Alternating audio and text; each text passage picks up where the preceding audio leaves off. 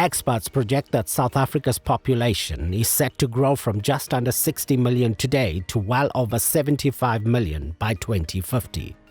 This increase in population, coupled with urbanization, drives the need for more houses, utilities, and services. The effects of these pressures are already visible in our rural towns, suburban neighborhoods, and cities, which are struggling to meet daily demands. Despite having one of the world's oldest and largest social housing projects and a thriving housing market, there is still a persistent and growing housing backlog. Experts estimate that currently we need 2.3 million units. The apartheid spatial legacy and its poor settlement quality is still enduring. It has resulted in continued inequality and marginalized access to opportunity. Existing spatial patterns and poor housing reinforce poverty levels by requiring poor households to spend a large proportion of their household incomes on travel and basic services. Low-income households spend an average 20% of their incomes on transport and 34% on food. Occupants of low-cost housing can also spend as much as 20% of their income on heating in winter, and inappropriate heating methods lead to air pollution over World Health Organization health guidelines. Nearly 16% of South African households have a substandard toilet facility with no electricity connection. Moreover, even where services are provided, home dwellers are beset with rising unaffordable utility costs, leading to frustration and the erosion of quality of life for households.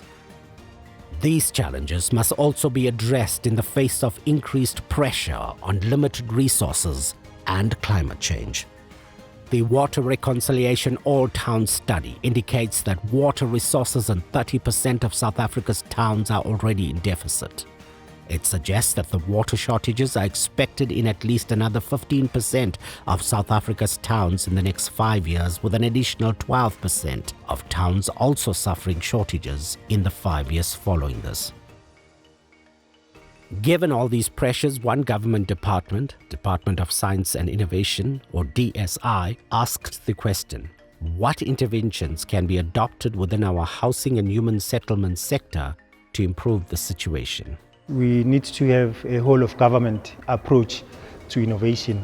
So in this context, the Department of Science and Innovation has a memorandum of understanding with the Department of Human Settlements. So the MOU, or the memorandum of understanding, has as an objective that we look at ways to drive innovation, but also we look at ways to upscale innovation in the sustainable human settlement sector. It is in this context that we have sponsored this STI for Sustainable Human Settlements Roadmap. So this is the Science, Technology, Innovation for Sustainable Human Settlements Roadmap, and we are very excited as a department that we have sponsored this. This is a framework for the next 10 years to mobilize sector stakeholders to look at how we can secure investments for technology and innovation projects, but also to make sure that we've got a decision-making framework. It cannot be business as usual for sustainable human settlements, especially when we know that the world is undergoing through a deep transition, and we all know the impact of climate change. The country is still grappling with the COVID pandemic. We need to reduce CO2s, we need to deal with water shortages. Household income is also highly under pressure, with families paying more for electricity and water. So we need to look at alternative ways. We need to look at technology and innovation and how we can address these challenges. We have an intention as a department to use policy to drive innovation through policy, so that we can address informal settlements, so that we can ensure that there is delivery of quality drinking water. We are able to deal with urbanization. We are able to achieve smart cities and smart neighborhoods. But largely we are able to improve the living standards of people. So we do need to look at alternatives. How can we achieve this? And innovation and technology brings alternatives for us to address these difficult challenges. The DSI also recognize policymakers and implementation partners and believe that these stakeholders must address three major challenges. Firstly, general lack of innovation uptake and mainstreaming in the housing sector, followed by the lack of investment in innovation, and finally, conservatism and a less modernized approach to human settlements. The department found that although there are a number of initiatives exploring and demonstrating the application of science, technology, and innovation in the human settlement sector, these are sporadic and uncoordinated. The CSIR has documented just some of the many demonstration and pilot projects. We're finding, since the PICC set that target of IBTs to be used in 60% of the infrastructure, that you've got innovators approaching public sector with their innovations. They're approaching them with so many innovations ranging from sanitation, there's walling infrastructure, there's roofing infrastructure, and the public sector, mostly in local government, are not sure how to make decisions around selecting these innovations for their individual infrastructure projects. This is quite an overwhelming situation that local government finds itself in. What is useful is what is known as decision support tools, and decision support tools in this sector would mean assisting local governments know more about these innovations and to specifically know in what context they could use these. The historical lessons from these experiments have not been observed, independently evaluated, nor systematically gleaned and shared. International research in the sector finds that efforts to bring innovation to this domain are confounded, because nearly 70% of startups fail due to being unable to successfully scale up their efforts. The INTT framework refers to the Innovative and Transformative Technologies Framework for the Human Settlement Sector. This is largely linked to the roadmap that the Department of Science and Innovation through the CSIR have developed for the next 10 years. As a sector, what we've done is firstly to look at the legal aspects that we are required to fulfill as a department. Therefore, we've looked at Section 26 of the Constitution, and then we have also integrated the Housing Act, which ensures that every citizen has access to decent housing. But what we've done through innovation is to ensure that every citizen has access to innovative building methods and construction. The INTT framework is also grounded in the policies of the department. That is the BNG policy, the white paper, and the housing code. What that does is that it enables the department to ensure that all the programs that the human settlement sector has have technology filtered through it as an enabler for better housing construction and human settlements development. The ITT framework, through the policies of the department, is based on 6 building blocks.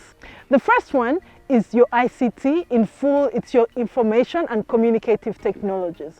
What that does is that through communication we can reach the large masses of people in the country quickly, especially through the cell phone technology.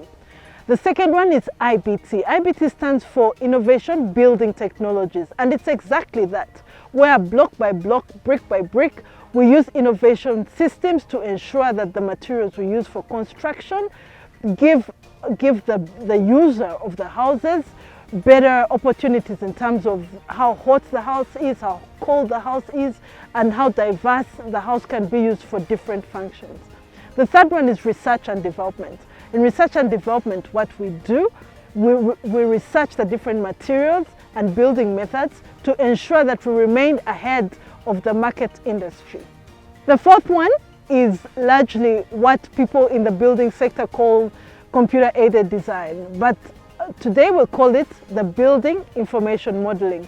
That's about how we use a different software to begin to communicate how we're building, what we're building, and how we communicate that to the sector. Number 5 is in terms of software for drawing, and that's your building information modeling. That, coupled with artificial intelligence, is able to demonstrate to the sector how fast or the accountability towards our human settlements projects. For instance, you find that right from the time the building plans are drawn, we're able to see through 3-dimensional what the housing will look like and what the experience of the users will be.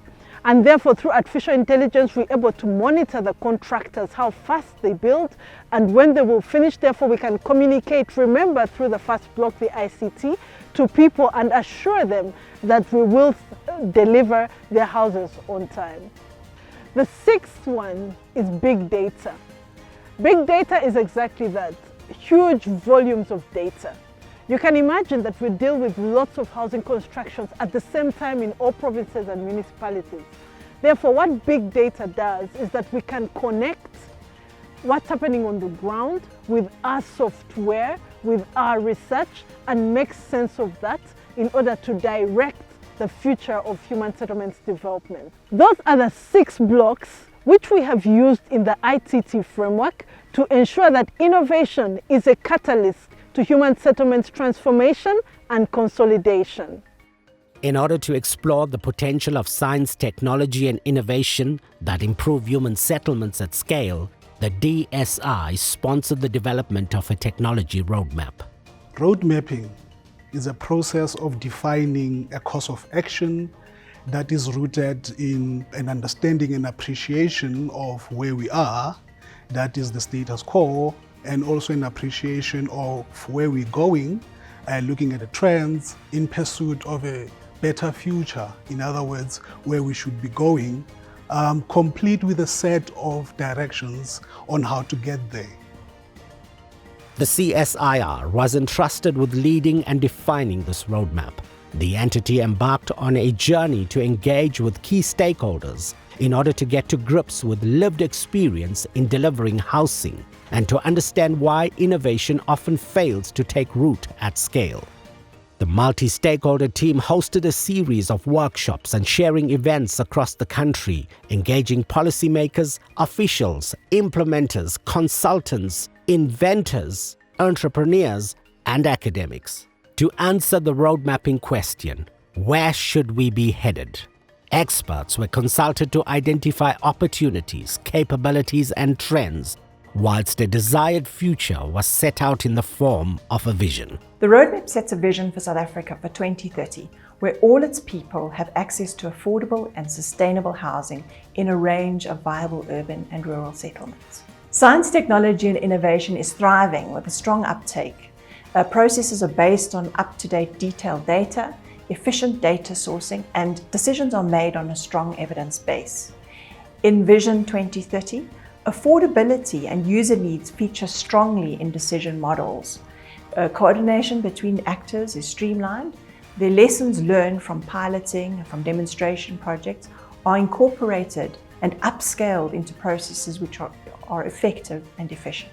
Regulators, professionals and communities have attested and distributed know-how in how to use and embrace indigenous and post-natural knowledge and regenerative building design practices according to their particular contexts.